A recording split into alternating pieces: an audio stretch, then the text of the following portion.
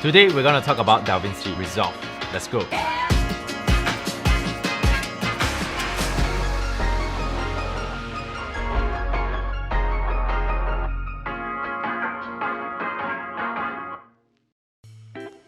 Hello. Hi guys, welcome back. This is Sean from PlayByPause, and today we're going to talk about DaVinci Resolve. There's no secret that I'm a Premiere Pro user for a long time, and recently I shot a lot of projects using a Blackmagic Pocket Cinema 6K, and I thought it would be a perfect time to explore or learn the DaVinci Resolve. So I picked it up and I've been using this software for the past 2 to 3 weeks, and I must say it's pretty impressive and positive. So today we're going to talk about honest first impressions for the DaVinci Resolve. In this video, I'm not going to go in-depth review, but I promise I'm going to do a more in-depth review in future for this software. So remember to stay tuned on our channel. Anyway, let's jump right in. First off, is Resolve that good in terms of color gradings? 100% yes. There's no secret that Resolve has been very well known for the color gradings, and a lot of professional colorists has been using this software for their film or commercial projects. In the software itself, the settings allows you to do color manipulations or advanced color adjustments compared to Premiere Pro.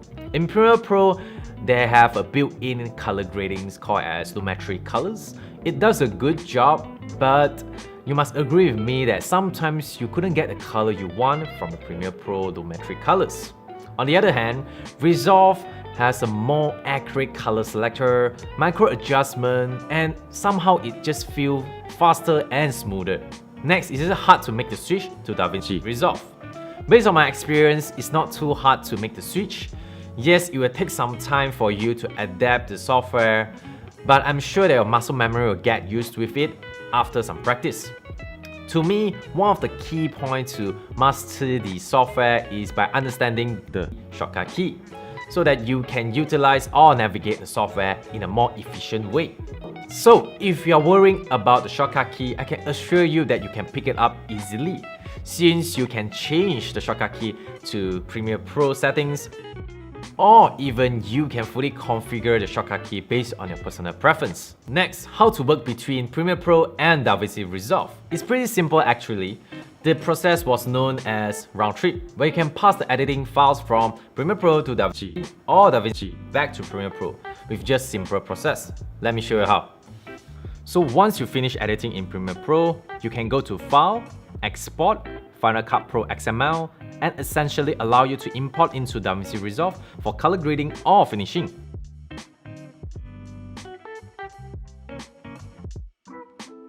This happens to be a reverse process too. Once you finish color grading, you can simply go to Delivery panel, choose XML, and select file type you prefer. In my case, Apple ProRes 422. And then add to render queue. Lastly, start rendering. Once it's done, import the XML file back to Premiere Pro and you are good to go. I miss Node-based. Coming from a new compositing software background, I still like how the Node-based works because it always gives you the versatility. I understand that there's a lot of users are afraid of using Node-based because they are very used with their layer-based software such as Adobe Photoshop, Illustrator, and of course Premiere Pro. I must agree that it's a bit intimidating at first when using a Node-based software, but it makes so much sense if you're doing color grading. Because in color grading, you would like to fully utilize the color space in the footage without distracting the footage itself. What I mean by distracting footage is that Node-based software able to do multiple adjustment or advanced color adjustment without affecting the original media. As for Premiere Pro, you are stacking the adjustment over adjustments to create the final results. Interface. The interface is meant for color gradings. As you can see, the main color wheel happens to be at the corner left, where you can find a very familiar settings, which is the highlight, midtone, and shadows. Aside from that, you also can find out something that is not too familiar, which is their Live, Gamma, and Gain, which is not too familiar if you're coming from a Premiere Pro experience. Next, you can easily tweak the colors or do macro color adjustment using their color wheel, which you may find very sensitive compared to Premiere Pro lumetri colors, which is a good thing. Aside from that, you can find advanced settings such as curve, qualifier, key, mask, and lastly, one of my favorites, the tracking systems. The tracking system is so easy to use and so powerful. Definitely dig into this feature. Last but not least, you can save your color grades by simply do a grab stills and use their split screen features so that you can have a more accurate side-by-side color matchings. It makes so much sense compared to the reference monitor from the Premiere Pro. Some things off topic, some things that I realized when I'm using DaVinci Resolve is how smooth the editing process. I'm not referring to the editing smoothness. What I'm trying to say that is there's nothing pops up when I'm using this software and I can just go on hours and hours without any disruptions. So far, I have not encountered any crash when I'm using Resolve. Compared to Premiere Pro, which crash quite often, yes, I do agree that there's autosave features when it crashes, but it's still very annoying when it happens.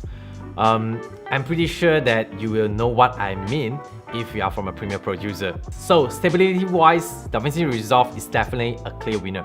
Last, am I switching? Unfortunately, I do not have a solid answer for that because I believe both software does a good job in their own way. Personally, I use Premiere Pro for a more run-and-gun projects such as wedding or YouTube because I'm so comfortable with it and there's a lot of third-party plugins dedicated for Premiere Pro. As for DaVinci Resolve, I will use it for more specific projects such as commercials or more cinematic videos, where I can spend more time to go into detail and manipulate the color. In conclusion, my first impression for DaVinci Resolve is wonderful. I can't wait to episode another videos about this software since there are a lot more going on in these suites. For example, the edits, which is more or less like the FCP or Premiere Pro. Next is the fusions, which is something like Adobe After Effects. Lastly, fairy lights, which is something like Adobe Auditions. So I hope you guys learn one or two things from this video. If you guys like this video, remember to hit the like button, subscribe our channel, and as always, create, learn, and have fun. And I'll see you guys in the next video.